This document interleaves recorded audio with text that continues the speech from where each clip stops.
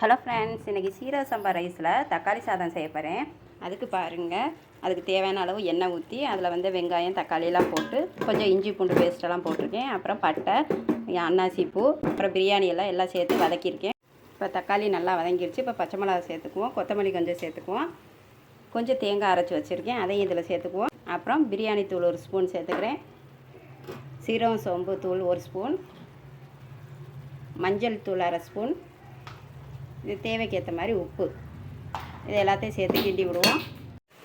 இப்போது 1 டம்ளர் அரிசிக்கு 1.5 டம்ளர் தண்ணி ஊற்றிக்குவோம். தண்ணி கொதிச்சிருச்சு. இதில் அரிசியை போட்டுட்டு கிண்டி விட்டுட்டு மூடி போட்டு மூடி வச்சுக்குவோம். 20 நிமிஷம் கழித்து எடுத்து பார்ப்போம். நல்லா சூப்பரான சீரக சம்பா தக்காளி சாதம் ரெடி ஆகிடுச்சு. பாருங்கள், நல்லா பொலன்னு நல்லா இருக்குது. பாருங்கள், நல்லா வெந்திருக்கு பாருங்கள். இதே மாதிரி நீங்களும் செஞ்சு சாப்பிட்டு பாருங்கள். இந்த வீடியோ பிடிச்சிருந்தால் லைக் பண்ணுங்கள், சப்ஸ்கிரைப் பண்ணுங்கள், கமெண்ட் பண்ணுங்கள்.